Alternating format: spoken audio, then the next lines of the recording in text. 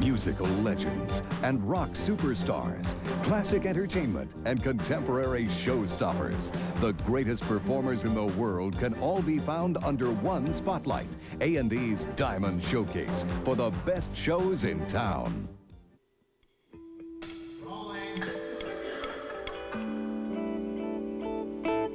Let's do it. Let's open it up for some questions here. My question is, how do you feel about... Here's my opening question for you.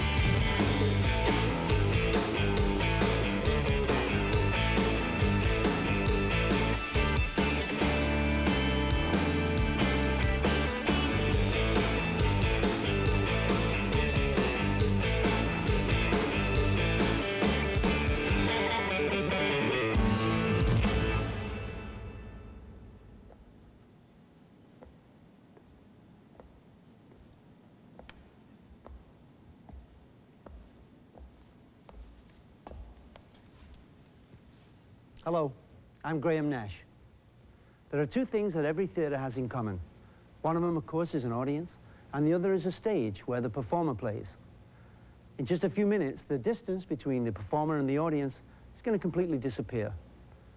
Tonight's guest is going to face questions from her fans and have to sit there and listen to the opinions of her critics. And no part of her past, present, public or private life is off limits. Nothing. Now, you may think that one person sitting up there alone, facing an entire audience, is a little unfair. But if you check out this video, you're going to realize that this is nothing compared to what this performer's already been through.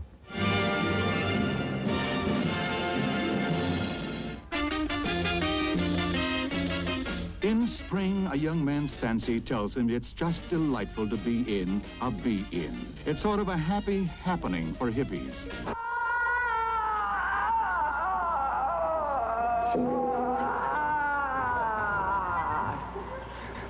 She's loose, man. We're ready.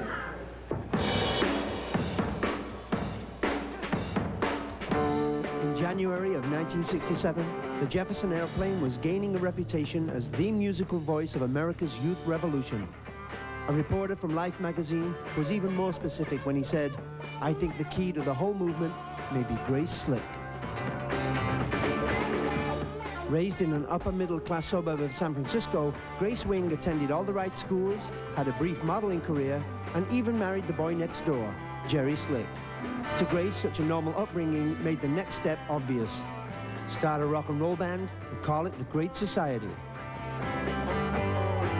After playing a concert with another local group, Grace was asked to join them in the Jefferson Airplane.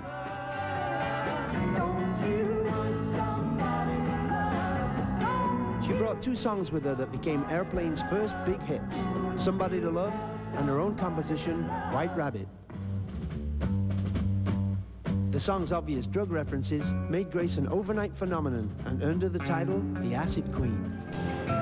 Today, I realized when Grace announced she was expecting Paul Kantner's child, her marriage ended.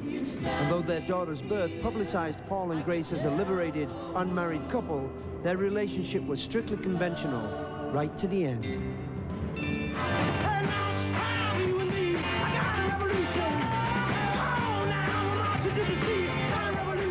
And while Grace sang of a revolution where each individual would take control of their own life, her decades of alcoholism and drug dependency showed that she herself was not listening. Grace was 40 years old before she finally confronted her problems. And even though it's been a daily battle, the past 10 years have only made her stronger.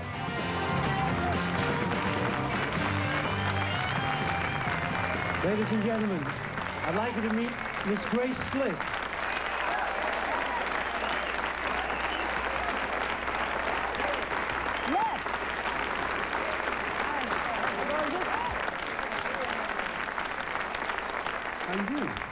Okay, the only trouble is I don't like sitting down because then your thighs spread out, you know? You get like all this... Oh, reality. Reality strikes, front right? cameras. Okay, how do we sit so we look cool, you know, and not fat? Look at this. I mean, what is this kind of shit? Okay. Grace and I have known each other for just before the Civil War, it was. And I figured, you know, that we would get out of the way because as you do interviews, and I'm sure that it's happened to you a million times. What was it like at Woodstock, man? You know, what was it like at Woodstock? Now, your line from Woodstock was about the Morning Maniac people, because it was, what, 6:30 in the morning that We were you supposed to played? go on at 9 o'clock at night. We were on the stage until 6 in the morning. No toilets.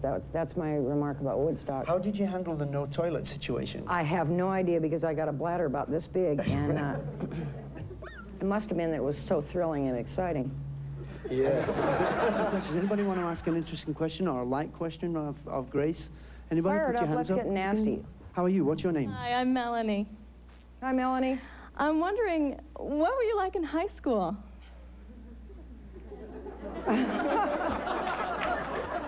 What was I like? Actually, I was real straight. I never cut school. I did what my parents told me to. I was from Palo... Grace, none of this is being written down. You don't have to lie like this. No, it's true. I didn't turn into a jerk until I was about 23. Late bloomer. Hi, I'm Carla, Hi, and Carla. I was wondering if it was true that you went to school with Tricia Nixon. No, I went to the same school, but she went about 10 years. She's younger than I am, a lot younger than I am. And what she did was sent invitations to all the alumni of Finch for a tea at the White House. Now, the invitation, she didn't know any better. My name was Grace Wing when I was at Finch College. It wasn't Grace Slick, so she didn't know Grace Wing from Adam. Sent me this invitation to the White House, and I went, oh, yes, yes, oh, yes. You know, so I went with Abby Hoffman, and we tried to get him to look regular, like kind of slick his hair back and put a suit on. He just looked like mafia, so, you know. And they knew something was wrong. They didn't know what. They were right. But the security came out to me and said, I'm sorry, you can't go in. I said, I have an invitation. So he went back to his little booth, and he came back. He said, no, you're a security risk, and you're on the FBI list. So I couldn't get in. Didn't you have a pocket full of acid, though? Yes, but they didn't know that. So they were right. Because what it is if you go to these finishing schools, they teach you how to pour tea, and it's a specific form. There's a long table. You ask your best friends to be on either side. There are silver urns at either side, and your best friends stand there and pour, and you stand. You don't sit down. You stand with your coffee cup. I'm an entertainer. I talk to Richard. I'm gesturing, and I gesture into his coffee cup. With 'Cause LSD. it only takes, you know, about that. And then about an hour later, he'd be going, how come there's a dragon on the thing? You know, they'd have to...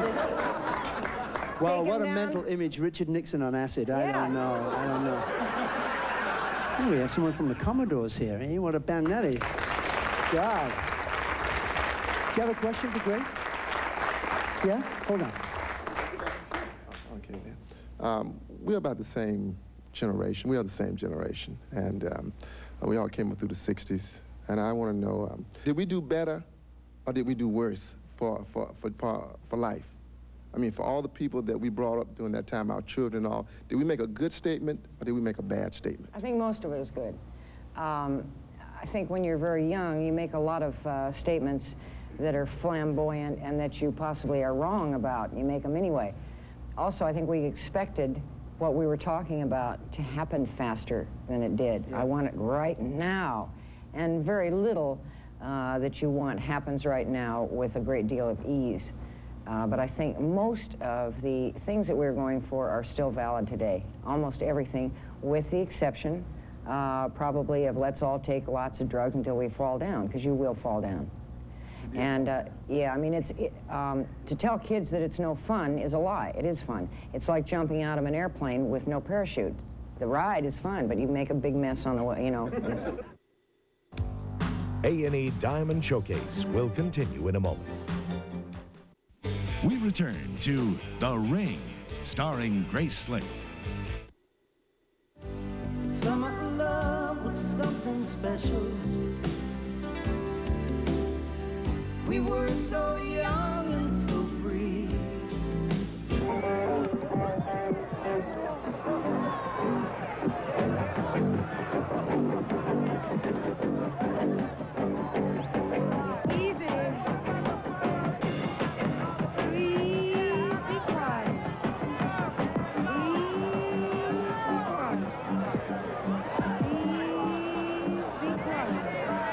What do you think the difference was between Love and Peace and Woodstock and what happened only 4 months later at Altamont. I mean, you were there at Altamont, you were there at Woodstock. I was also, we both played. And to my perspective, there was an incredible difference between those two festivals. What do you think it was exactly? I don't know. Yin yang is the only thing I can think of, is you can't have all or one of the other. It's too bad. But it just seems like, I didn't like it, but it seemed fairly natural that that would happen at some point. You know, there was a fight going on between Marty and the Angels, and you didn't even react to that. When I look at the footage... That's because I didn't have my contact lenses on. No, I'm serious. The band sort of stopped playing, and I went over to Spencer, who was the drummer at the time, and said, "What's going on?" He said, "The Hells Angels are beating up Marty." And I'm going, what? You know, huh? It scared me. Altamont scared me. In fact, we spent the last 20 years trying to extricate ourselves from having played at Altamont. Not a lot of people know that Crosby, Stills, Nash & Young played Altamont, because we kind of liked it that way. I didn't know that. Yeah, well, you see, you didn't have your contact lenses in, you know? Yeah, I didn't know who was there. You know, if it weren't for the music, my ears being semi-open, nothing would have happened. Okay, yes. Thanks, I'm Maureen. Since the 60s did not invent drugs, but sure promoted it, the music sure promoted it. Mm-hmm. What do you think, since as we move into the 90s, musicians have either OD'd or have cleaned up their act, what do you think the message should be from the music industry regarding drugs? I don't know that the music industry is the only area to do something about that. It's part of it. To me, it is, America, it takes more drugs than any other country in the world. And partly, this is my own feeling about it, and that is that we have no roots. Most of the people I know do not live with their families, don't listen to their families. There's no respect for old age. There's no cultural steps that you follow. The Jewish people, very few of them, even as soon as 12 years ago, were in Alcoholics Anonymous. But since they have been integrated more and more into this kind of melting pot, more and more of them are coming into AA. The Japanese people, same thing. They're getting peculiar diseases they never had before. Cholesterol levels are skyrocketing because they're kind of following the Western patterns. And I think a lot of it has to do with that family structure, the amount of love given between people, and it is also a genetic problem. The medical science has to figure out a way of knocking out the gene that transfers drug addiction, alcoholism, same thing, from parent to child. Do you not think that that is a question of self-image also? Because I know, you know, I talked with Crosby a lot about this, and, you know, for many years I didn't think that David liked himself, and I thought, well, there's the root of the problem right there. I mean, if you look in the mirror and you don't like yourself, I mean, wouldn't that, you know, tend to make you want to escape via drugs or alcohol or crazy behavior? Maybe. Do you like yourself is my question. There are, yeah, parts of me I like and parts of me I don't. But you know, a lot of it's imposed by society. Everybody's supposed to look like Michelle Pfeiffer. And, you know, it depends. I've got a good body for about the 1500s.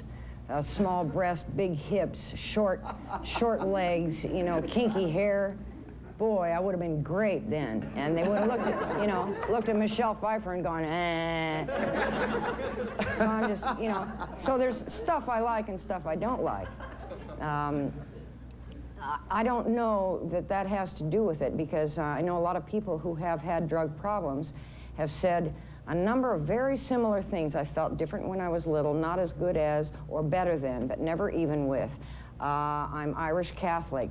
There's all these things that are sort of standard, and I don't feel that I fit into any of them, and yet I am an alcoholic, and I believe it's genetic as well as environmental. If you didn't fit in with any of them, how come you're so successful as a woman in the rock and roll business?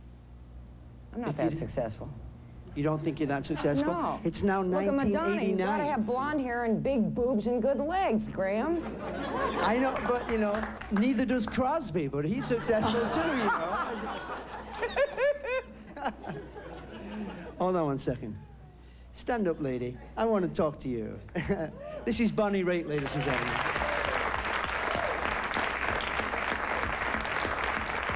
Hi, Graham. How you doing? Hi, Grace. So, I'm happy to be here. Yes, I do, and funny you should mention that. Isn't that strange?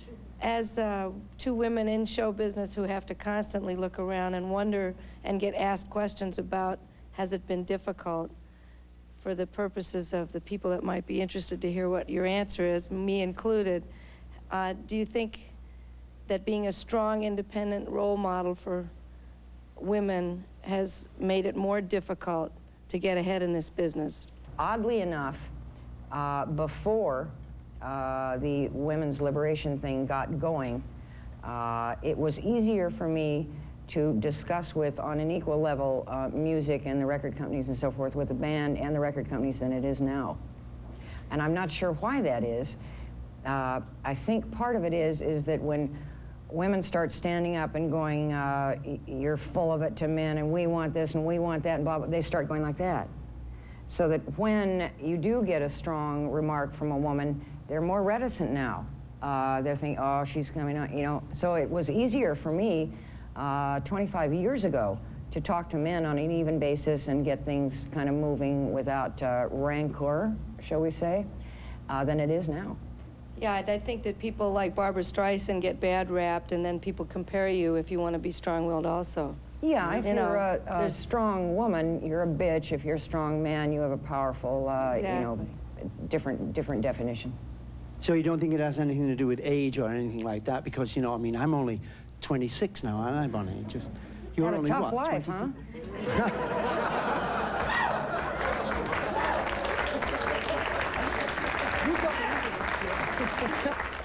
I got a weird question for you. What? I got a weird question for you. Okay. What the hell is that on your chest? That's a panda. That's my pal. That's the... Oh, that's right. Symbol of the World Wildlife Fund. Right. I got interested in pandas about 5 years ago. I've never seen a live panda. I've seen little pictures of them, cute, and they're in children's books and stuff. And it was the Tong Tong baby panda from the Ueno Zoo in Tokyo. And it was, and this sounds like Shirley MacLaine time, you know, it was like a spiritual experience or something. I looked, I thought, that's the cutest, greatest looking animal I've ever seen, and his reaction to the cameras and all that kind of stuff. I knew that World Wildlife symbol was a panda, so I thought, well, I'll find some. I didn't know anything about pandas. I'll find some stuff out about pandas, and I wrote to them, and they have some serious amounts of paper. Boise Cascade is, you know, they sent me this massive amount of information, not only about pandas, but about stuff that I really knew very little about. That is the extraordinary destruction of everything that's going on. Plants, animals, the oceans, you name it. And I read... Sometimes it looks pretty bleak, doesn't it? Yeah. And so through this being interested in pandas, I learned about a lot of the rest of it. And you also have a song on the new Jefferson Airplane album. That's true, called Panda. Yeah. And it has gotten some bad reviews. The guy said it's sort of like a nauseating Disney kind of song. Hey, wait a second. Disney probably single-handedly did the most for animals that I've ever seen anybody do. I mean, he made us all love them. Probably. Right? But I think it's also partly expectations of a certain personality. I'm supposed to be hard and violent and nasty and sarcastic and drunk. And so if you get that kind of a person singing, oh, panda bear, you know, that kind of stuff, they go, what is going on? And you know something? Truth is, I've never seen you like that. I don't know that person that you obviously have been at some point. I've never seen that person. You've always been wonderfully charming whenever we talked, you know. Really? You're lying. No, I'm not lying. I've never seen you drunk. I don't think I've ever seen you. Yes, you had. Bill Graham, you were playing in the Fillmore West. Oh, when you came out on stage? And I came on stage doing karate. Yeah. Yes. In the middle of your show. Wooden and Bill ships. Graham, I was sort of doing it like a dance because I saw Bruce Lee in Enter the Dragon, and I thought, that's like a dance. It's like this hard dance. So I came on stage doing like, I wasn't going to hit any of you. I was just doing what they call kata, which is the practicing the forms. And I was doing forms. I thought I was harmless, and Bill Graham came in, you know, just kind of, Bill. Bill. So Would you do me a favor? Yes. Would you sing Panda for us? I will do that. Would you? Yeah.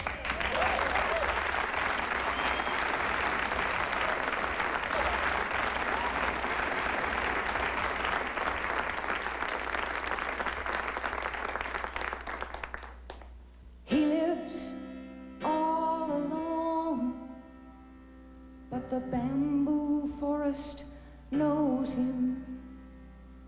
Now his land is taken by man. He's got nowhere left to go. Well, he used to roam through all of China's mountains. It was his home, the only place he knows. He was born on the mountain's eastern side, where the sun brings the morning to the sky. In the snow, the human hunters hide.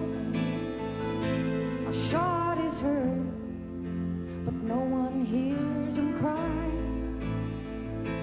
Oh, Panda Bear, my gentle friend, I don't want to say goodbye. Oh, Panda Bear, when will the killing end? When will we see the light? He can feel the night. The last sunset is in his eyes. They will carry him away, take his beauty for their prize. Ah, but hunger would have come when the bamboo forest died. A panda bear you can't seem to win, no matter how hard you try. Oh, Panda Bear, my gentle friend, I don't want to say goodbye. Now his body lies on the mountain's western side. He was sold to a man whose money has no pride. Shining fur traded for gold, but the price is too high. His kind is almost gone. He wants to survive.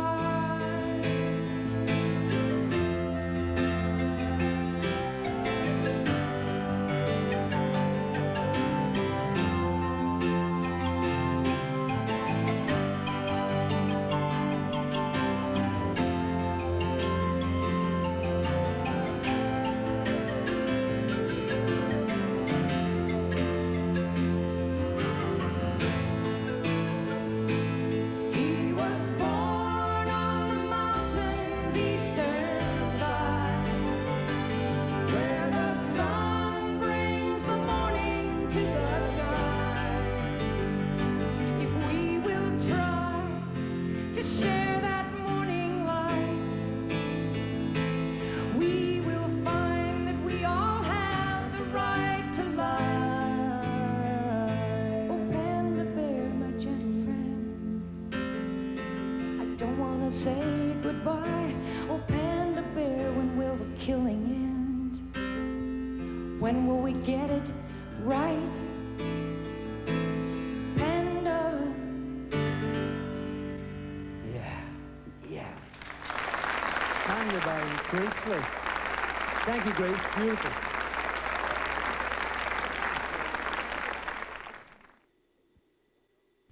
We return to The Ring, starring Grace Slick. We have a lady over here who was raising her hand before. What's your name? As if I didn't know. I'm Susie Chappie, and by the way, I respect your giving a forum to the pandas and helping an endangered species, and there are laws against that in the United States. to protect that. But I designed the first line of fur-lined jackets for skiing because I got hypothermia using synthetics, which is a petroleum-based product that lead to pollution of the air and water, which is one of your concerns. But as an animal rights activist, and the definition of leather is shaved fur, how is it that, isn't it a little hypocritical for you and other animal activists to be wearing leather, shaved fur, boots and shoes and handbags and eating meat? And doesn't it bother you, this Jack Anderson expose that the head of the National Humane Society was paid almost $400,000 a year in salary when the public is being asked to give money to help the animals, and that just doesn't filter down to the animals?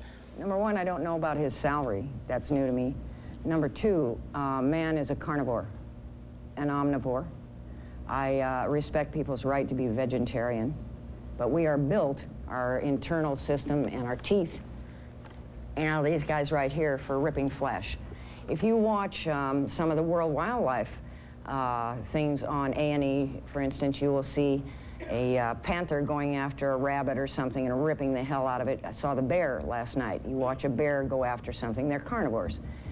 The difference between the carnivore animals and human beings is that the carnivores don't take more than they need.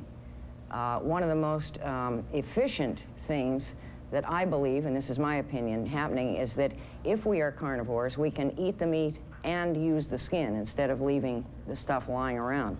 It's very efficient, I think. Now, there may be people who argue with me. On the other hand, there's a lot of meat left in Safeway. We kill too many animals. It's left over.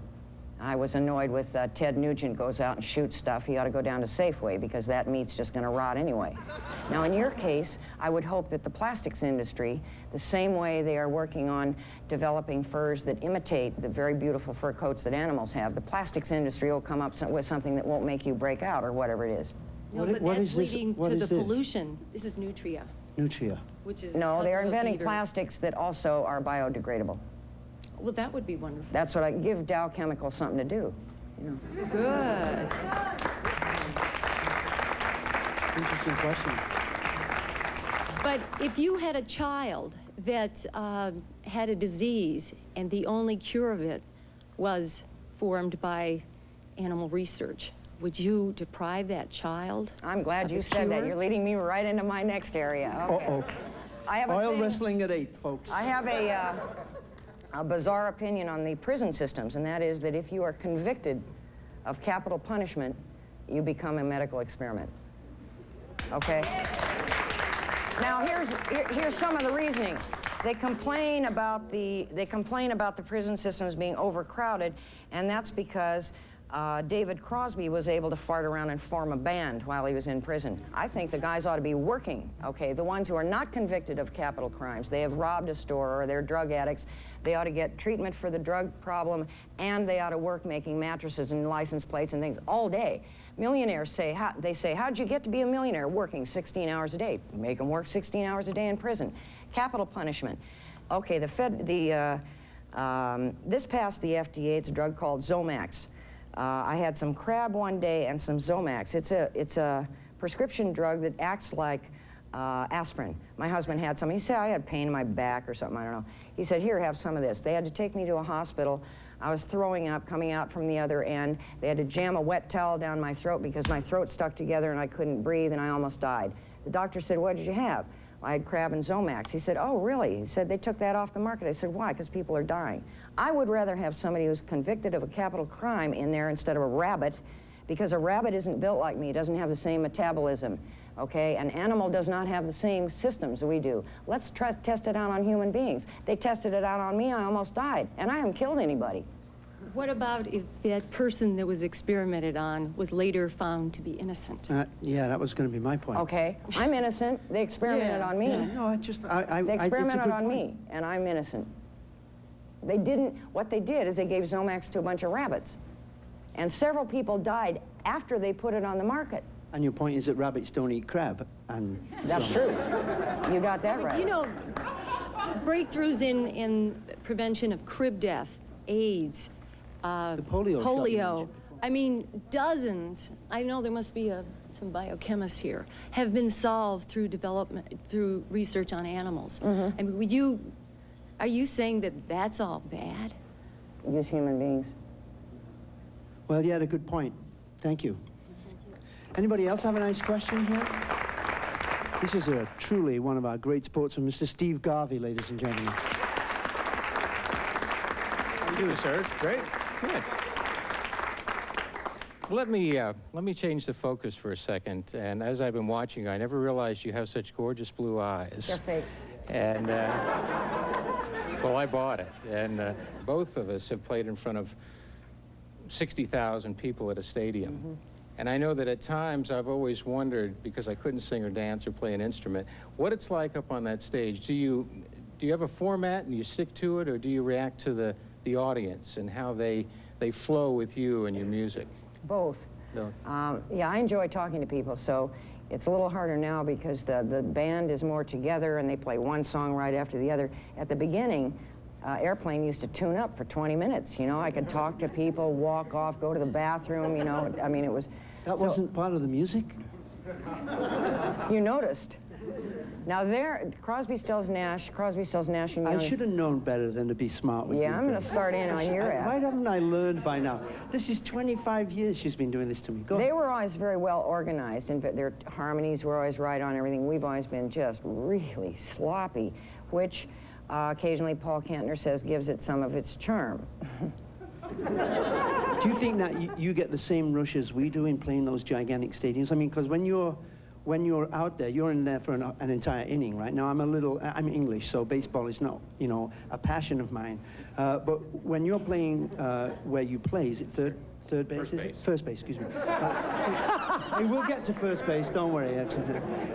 You're out there for the entire inning, right? It's not like you come on and bat and then disappear. Half an inning on defense. Do you get the same rush? Do you have to react to the crowd the same way? The only problem we have is we have so many variables. We have a round ball, and you have to hit it with a round bat squarely, so it makes our job a little more difficult. But there are times during the game when the crowd ebbs and flows, and they're with you, and then they're against you, and then all of a sudden the focus is on you. And you have them there because your skill can now either make them exhilarated with joy or sad. And when you have them there, that's the time when I look up at the performer like yourself, that you can really control the crowd, because now you have the variables where we don't sometimes. That's why I envy you. Yeah, great. I'm telling you, being in music is really great, don't you think, Grace? I think it's just nuts. The best, the best. Let me talk to this gentleman over here. My question is, nowadays it seems like, you know, as all of us have grown older, and there's a new breed of rock and rollers. I think one time Mick Jagger said that he was going to retire when he was 33. I think that you at one point said, if I'm not mistaken, that you couldn't imagine yourself being on stage when you were 50. Exactly. Like you're like, what, 2 days away from a milestone birthday. How do you feel about that now and making a comment like that years ago? I'm a big liar.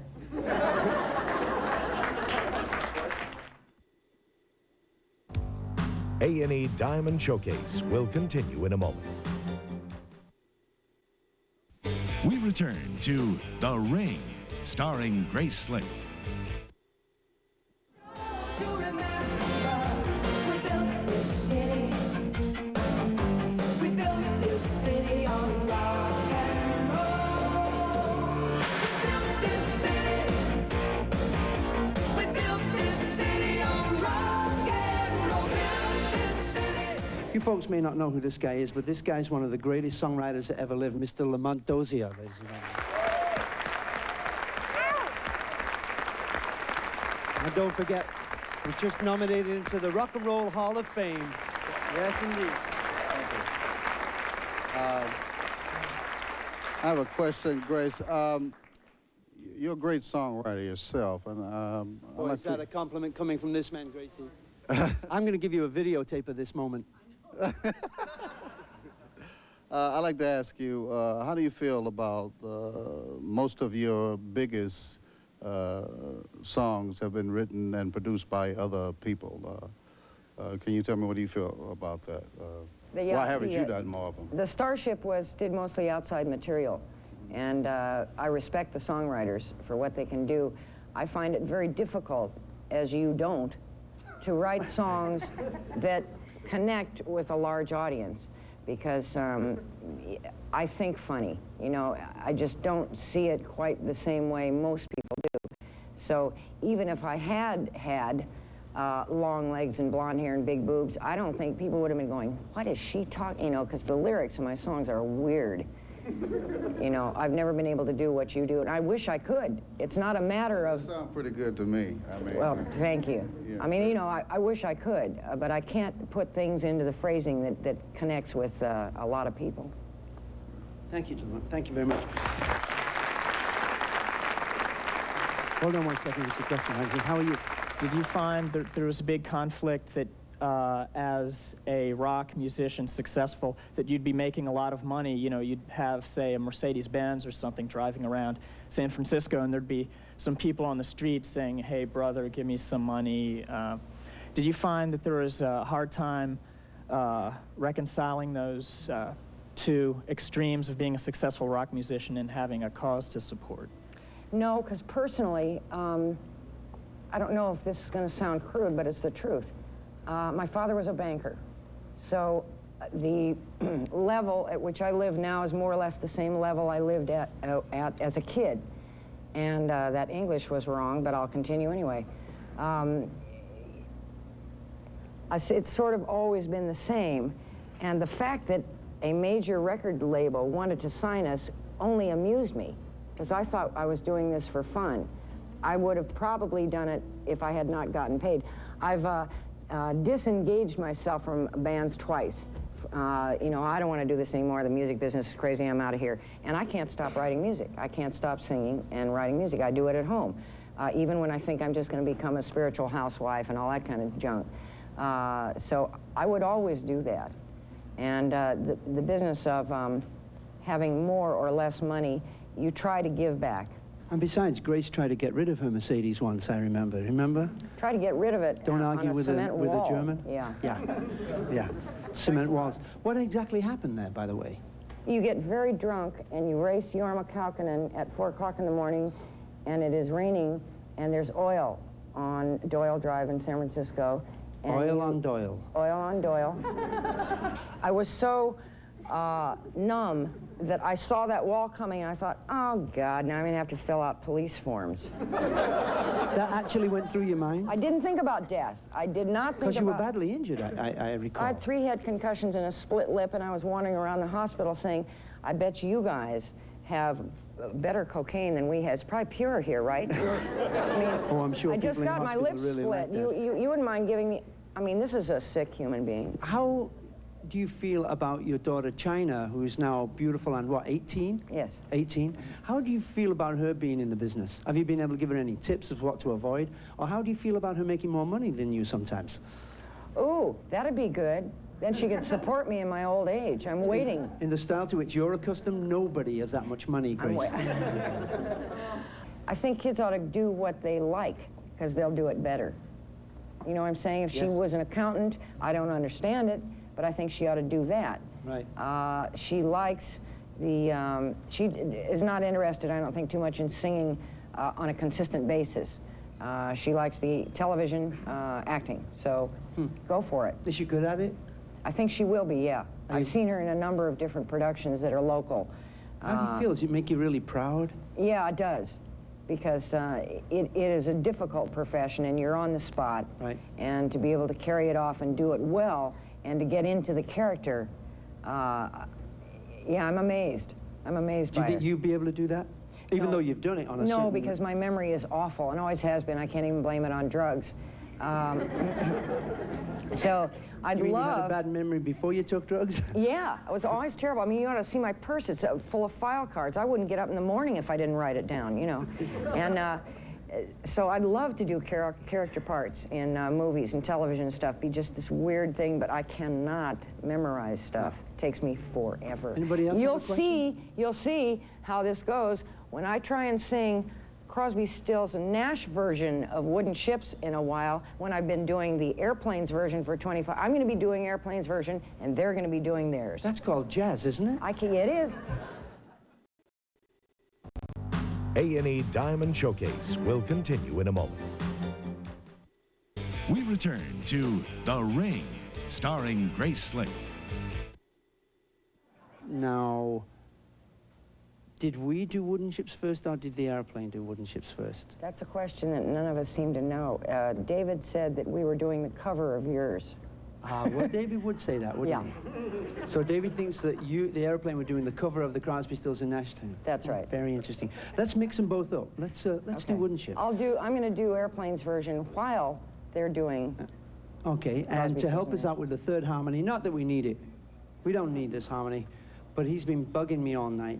Would you welcome, please, a very special guest, Mr. David Crosby over here. This is the man that was laughing at me backstage while I was talking to Steve Garvey. David.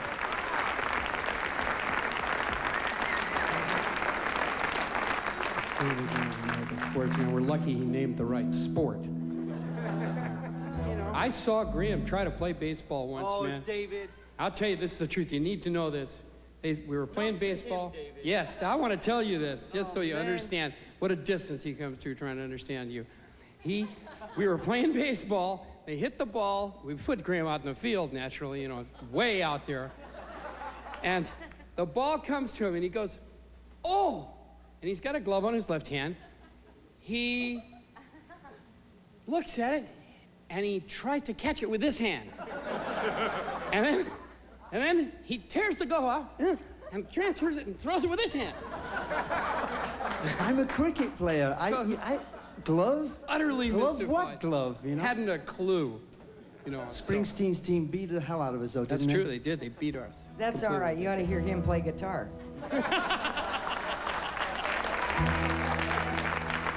I don't. Maybe you're great. I just had to do it. 1, 2, 1, 2, 3, 4.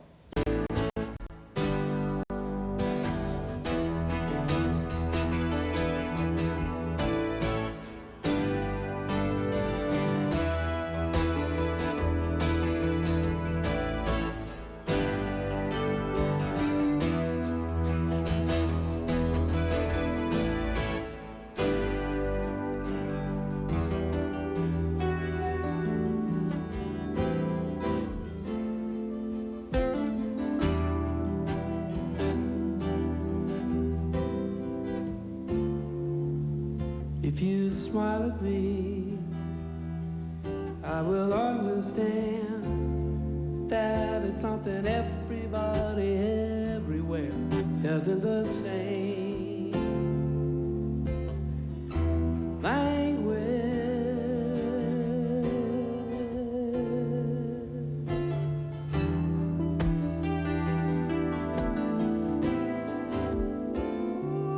Ooh, I can see why you're cold, my friend.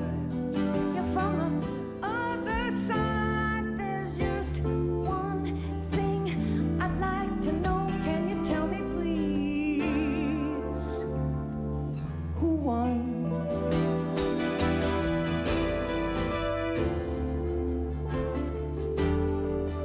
I know it wasn't me.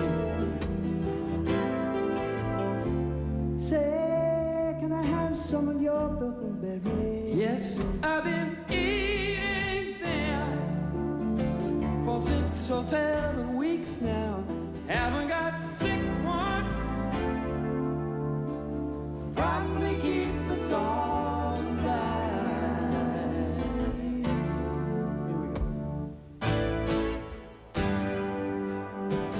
Wooden ships on the water, very free and easy. You know the way it's supposed to be. Silver people on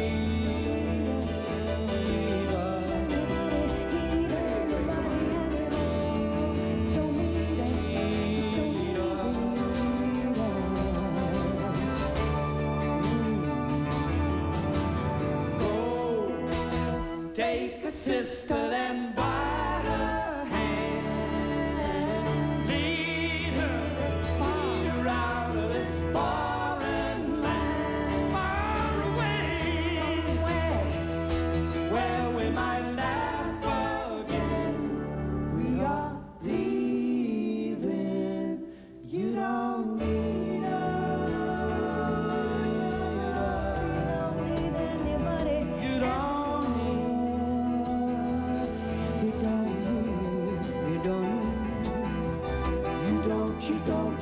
You don't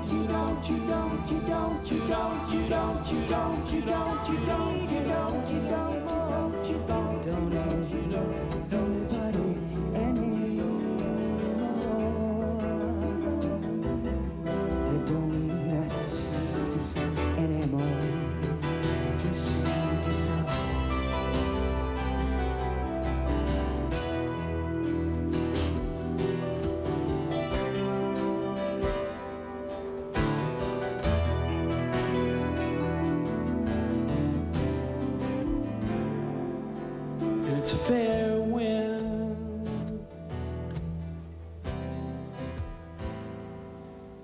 blowing warm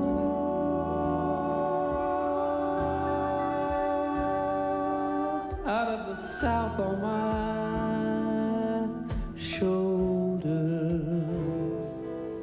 I guess I'm going to set a course.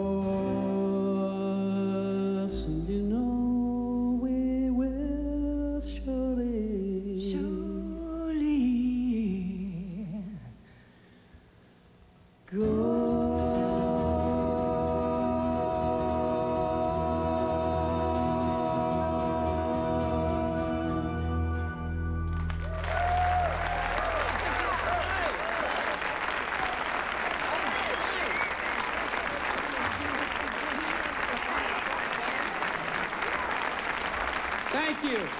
Mr. Craig Durkin, ladies and gentlemen, back here on the keyboard. Thank you.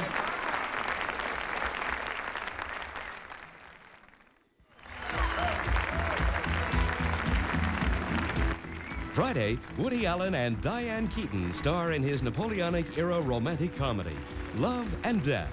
Now, stay tuned for Buffalo Bill, next on A&E.